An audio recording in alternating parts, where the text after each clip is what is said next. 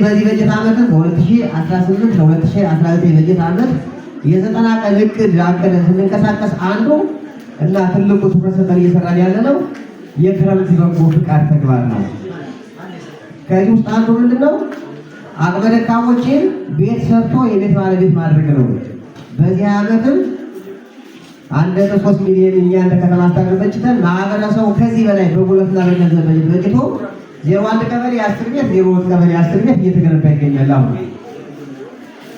ይሄ ቤት ተገድጎ ቆርቆሮ ተመቷል።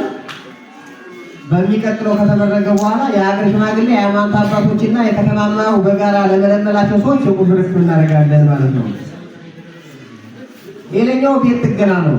አቅመ ደካሞችን ቤታቸው የሚያፈስባቸውንና ውሃ ቤታቸው ላይ እያፈሰባቸው ለመተኛ ተቸገሩትን እቅድ አቅደን እየተንቀሳቀስን ነው። እስካሁን ደግሞ እስከ 10 ቤት ያላነሰ የቀበሌ ቤቶችና የግል ቤቶችን ጥገና ተደርጎላቸዋል።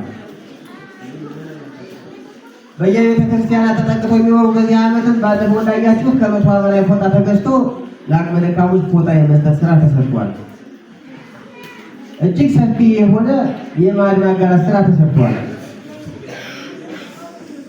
ዛሬ ላይም እንደምታዩት ከ300 በላይ ደርዘን ደብተር ነጋዴዎች፣ ባንኮች፣ የባንክ ሰራተኞች ከእያንዳንዱ ኪስ እና ከተቋማቸው አንቆርጠው ነዋሪው ማህበረሰብ፣ የመንግስት ሰራተኛው፣ ድርጅቶች ሁሉም የኛ ያዋቀረው ኮሚቴ ዙሮ ሰብስቦ እዚህ እንደምታዩት ከ300 ደርዘን በላይ የተመጣ ደብተር አለ።